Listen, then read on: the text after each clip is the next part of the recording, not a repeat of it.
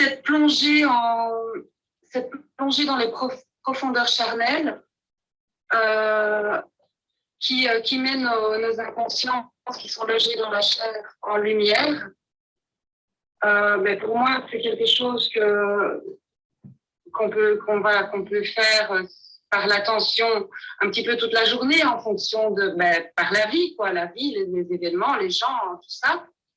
Mais après, j'ai l'impression que c'est ça que je fais quand je fais de la contemplation en dyade. Parce que ça me permet de prendre un moment pour vraiment prendre conscience du corps, des émotions, des pensées, et aussi de la pensée du souffle qui agit sur les pensées, les émotions et le corps. Voilà, c'est ce processus-là qui est fait comme en petites boucles serrées, comme ça. Le prix à payer, c'est l'inconfort, plus ou moins intense. Parfois, c'est agréable aussi. Et effectivement, voilà, j'ai l'impression que ça met en lumière parfois un tout petit peu, certaines origines de nos motivations ou pas. On peut aussi tout à fait, je peux me tromper largement, bien sûr, en dyade aussi. Et pourquoi je parle de ça? Parce que c'est vrai que dans une autre intervention, un autre jour, d'après ce que j'ai compris, la recherche de stage, la recherche de travail sur soi, tu pouvais éventuellement considérer que c'est une addiction. Et est-ce que je me prends les pieds dans le tapis quelque part par rapport à ça? Parce que quand même, il y a cette phrase dans le texte qu'on vient de lire qui dit que c'est une plongée qui est toujours à recommencer, et c'est précisément ce que j'ai l'impression de faire, que ce soit dans la contemplation en dyade ou même dans d'autres stages. Finalement, c'est ça la finalité de tous les stages, et c'est même la finalité de nos échanges ici. Donc, est-ce que je me prends les pieds dans le tapis quelque part par rapport à ça? Je ne sais pas si j'ai été claire. Si. Je me sens un peu confuse. Non, absolument clair. Je vais commencer par quelque chose qui est important. C'est que le moi natif, on ne sait pas trop ce que c'est. On ne sait pas si c'est nous. Enfin, à la limite, on peut dire que c'est pas vraiment notre moi réel, ou notre soi, ou notre identité réelle. Comme je l'ai dit, on serait né ailleurs, on aurait une représentation du monde, un rapport au monde et aux autres complètement différent.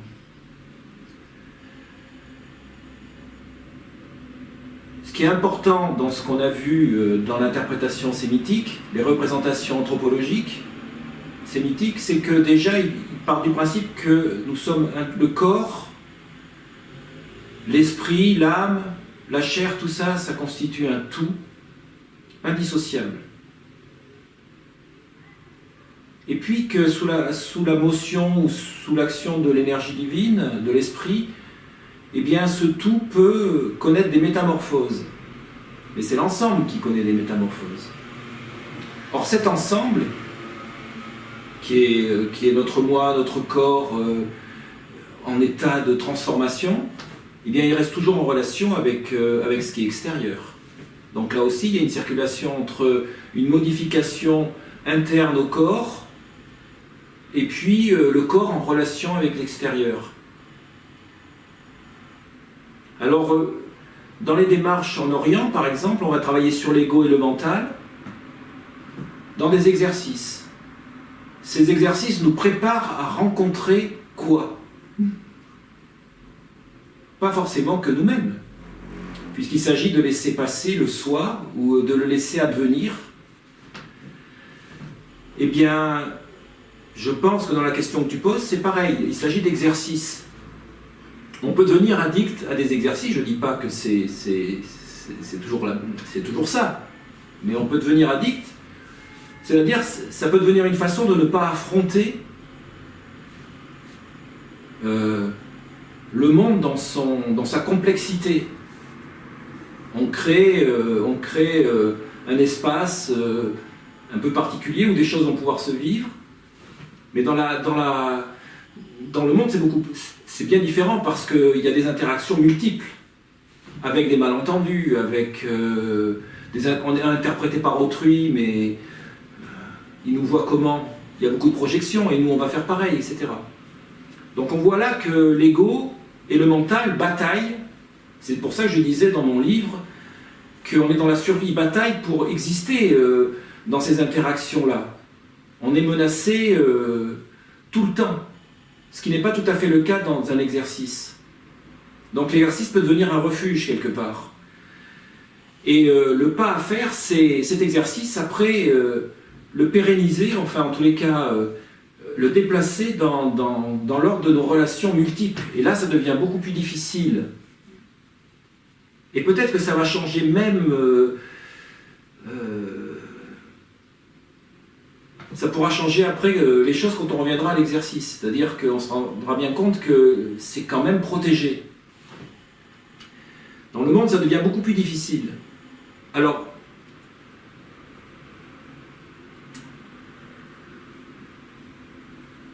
que devient l'ego? Que deviennent l'ego, le mental, la chair, quand cette totalité est prise dans les interactions multiples, les malentendus, la violence,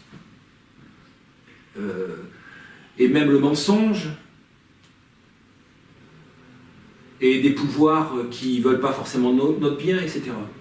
C'est là toute la difficulté. Ce que Jésus nous enseigne, c'est que dans toute cette complexité-là, il nous faut quand même trouver le chemin. Mais le chemin vers quoi? Vers notre être essentiel. Dans les exercices en Orient, c'est pareil, on cherche le soi, c'est-à-dire l'être essentiel.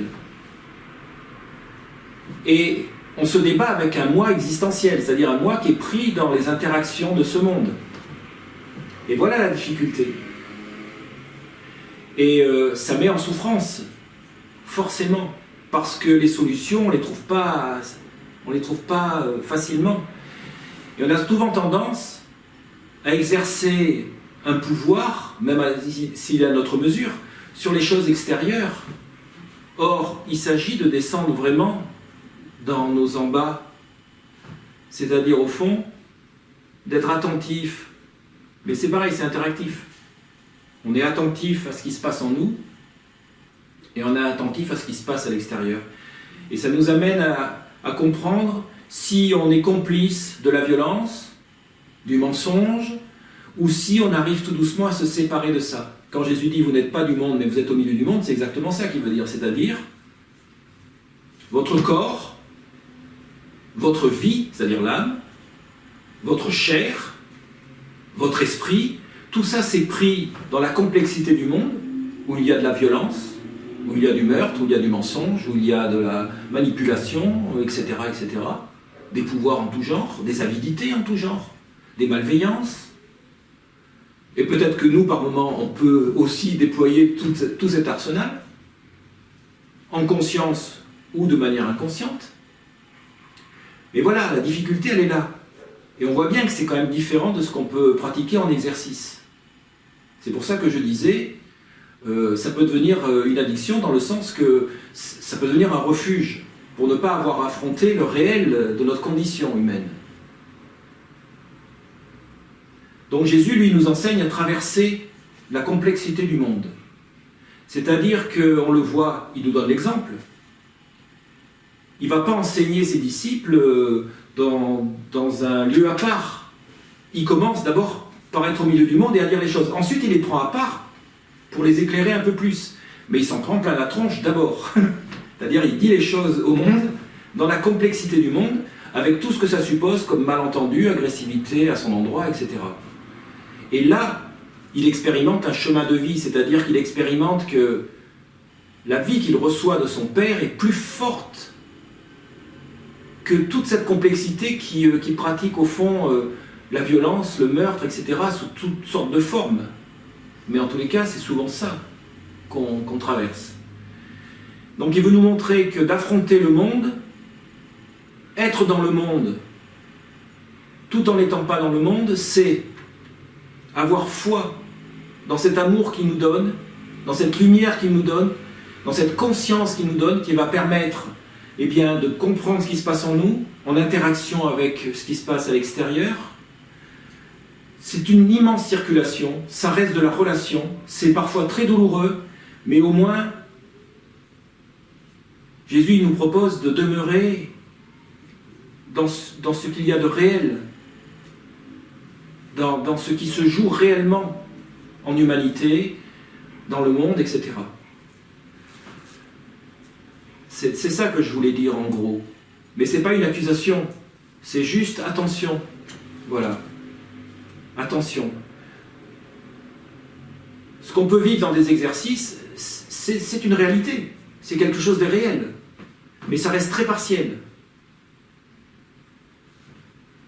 Et Jésus nous demande de nous ouvrir à l'immensité des possibles, à l'immensité des réalités, etc. Alors je voudrais terminer en disant que le petit moi et le corps, Jésus nous montre aussi le chemin, c'est-à-dire qu'il n'est pas obligé de se battre, le corps n'est pas obligé d'être en lutte physique, acharnée contre le mal, contre les violences, etc. Ce qui fait qu'il nous sort aussi de toutes les revendications politiques, etc., qui peuvent avoir recours à la violence, aux idéologies pour transformer le monde. Il nous montre un chemin escarpé qui va traverser tout ça, mais au fond, dans la foi, dans la confiance, que faire la vérité de nos vérités du moment, eh bien, c'est ça le chemin. C'est-à-dire que c'est une attention, effectivement, comme tu disais, constante, une veille constante, une écoute, une conscience qui va toujours vers plus de lumière, vers plus de clarté, qui veut vraiment faire la vérité de la vérité. Et à un moment donné, on peut arriver à ce stade où ça se fait dans la sérénité et la félicité même, c'est-à-dire au fond dans une espèce de joie, parce qu'on sent que cette puissance qui nous anime et qui nous est donnée d'en haut et qui nous soutient d'en haut, l'assistant, le paraclète, on reverra tout ça, c'est plus fort que la mort à l'œuvre, c'est plus fort que la violence, c'est plus fort que la grande tristesse qui est dans ce monde, et que c'est plus fort que tous les malentendus même qui peuvent venir de nous, parce que le Christ, c'est-à-dire au fond cette énergie divine qui s'incarne en l'humain, eh bien, elle est vraiment aimante dans le sens que si on fait ce travail de vérité, il nous soutient et par moments il nous envoie comme des éclairs, comme des grosses lumières. Et là, on sait qu'on est sur le bon chemin. Mais penser qu'un jour, on aura atteint le but définitivement, ça, non. Je pense que là, ça serait une grosse illusion. Donc il faut s'armer de courage, le monde est ainsi. Et il va falloir traverser, il va falloir qu'on traverse notre propre vie dans ce monde. Et voilà, il faut s'accoltiner, c'est comme ça. Mais en même temps, ça peut être merveilleux si on s'en remet à cette source comme Jésus s'en remettait. C'est-à-dire que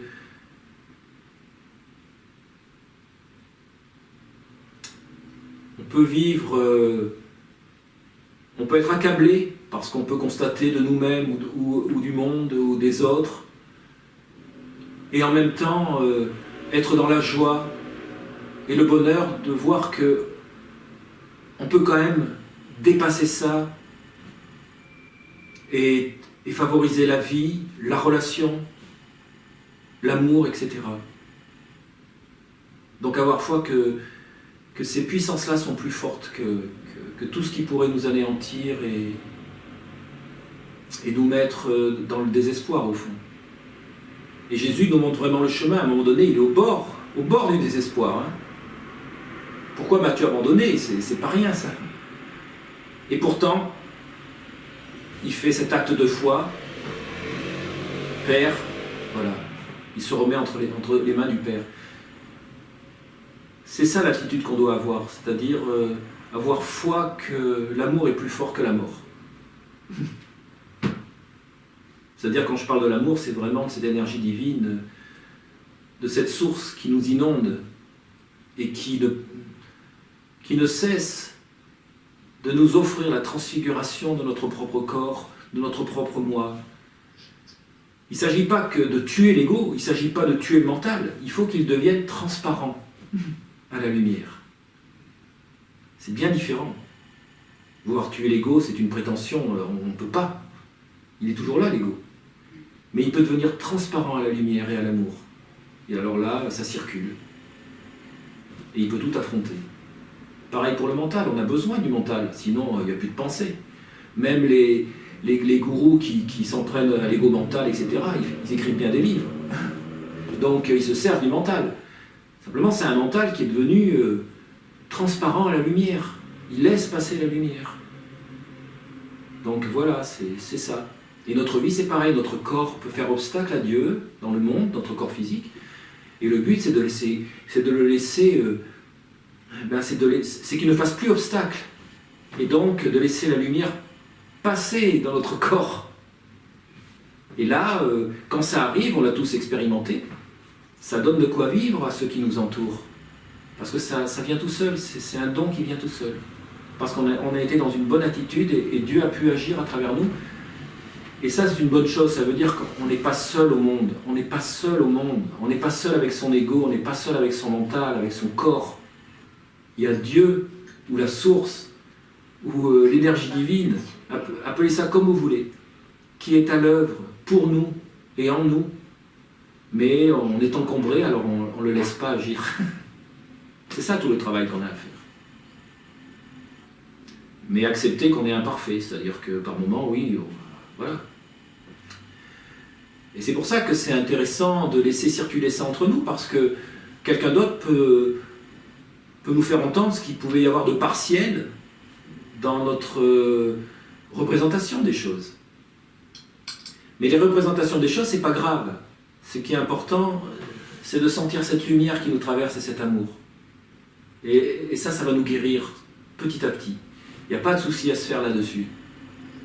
Simplement, il ne faut pas s'opposer à cette lumière quand elle vient. C'est-à-dire, il faut accepter. Et ça, l'humilité a beaucoup d'importance. Il faut accepter humblement de reconnaître que là, on était à côté de nos pompes. On n'avait pas bien, on n'avait pas bien fait. C'est juste un peu d'humilité. Après le reste, qu'on soit souvent imparfait et qu'on fasse mal les choses, oui. Mais l'humilité nous aide à l'accepter, plutôt que l'orgueil. Ah ouais, j'aurais mieux fait de montrer une autre image de moi. Mais ça va pas, parce que là on fait obstacle à la lumière, justement, qui elle nous aime et passe à travers nous, et elle nous éclaire, voilà. Humblement, voilà, je t'éclaire, et reconnais que là, t'as encore un peu des progrès à faire. Et si on vit les choses comme ça, dans cet amour, ça rend les choses beaucoup moins douloureuses. Et même quand on a de l'agression de l'extérieur, qu'on est jugé par autrui, ça rend les choses moins pénibles, parce qu'on sait qu'on est aimé, quoi qu'il arrive, malgré nos faiblesses, nos petitesses, le jugement des autres. C'est magnifique ça. Donc vivez dans cette présence lumineuse, et vous verrez que le moi, il va se transfigurer tout seul, le mental aussi, et tout le reste, voilà. Tout en étant vigilant, bien sûr. Ce qu'on nous demande, c'est l'attention juste. La conscience la plus proche possible du réel, des réalités, plutôt. Voilà. Après, que la chair désire, que la chair soit dans l'émotion, soit dans des ressentis douloureux ou heureux, c'est la vie de la chair. Il faut l'accepter, sinon il n'y a plus de vie. Il faut que la chair vive. Et elle va vivre tout ce qui existe dans ce monde, le pire comme le meilleur, et c'est très bien. Tout nous enseigne, tout nous informe, tout nous aide à être plus humains. Et donc, plus on devient humain, plus on rejoint notre vraie nature. C'est un vrai mystère, ça. Vrai homme et vrai Dieu. Aïe, aïe, aïe.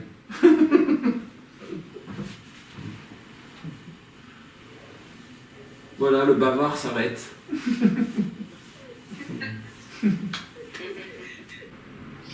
Mais juste une petite chose par rapport au début de tout, c'est que effectivement il est dans le monde, il parle au monde, il enseigne, il rit, il bouge, il est dans la foule, etc. De temps en temps, il prend ses disciples un peu à part pour les éclairer, exactement.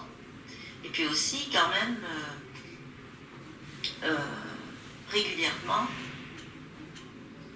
il va prier, il va dans la solitude, il va se ressourcer, il va écouter, il va se mettre à disposition.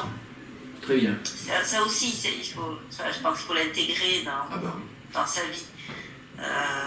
Ces temps de ressources, de silence, de désert, qui sont nécessaires pour bien, qui peuvent être nécessaires par moment pour bien accueillir cette énergie, cette lumière. Absolument. Cette disponibilité. Il faut sortir du monde de temps en temps. Très juste. Moi j'avais juste une petite question par rapport à ce que tu as dit tout à l'heure. Et pourtant la chair ne sert à rien. Alors ça c'est assez mystérieux. Il ne faut pas l'entendre comme un mépris de la chair.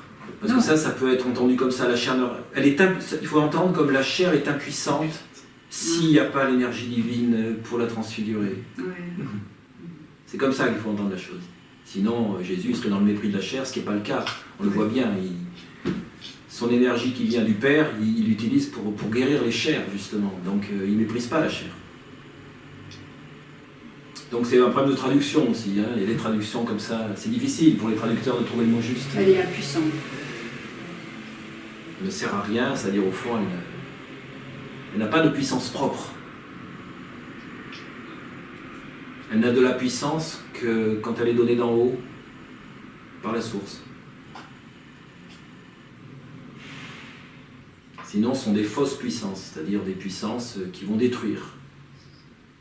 Qui sont illusoires. Oui, parce qu'elles vont détruire.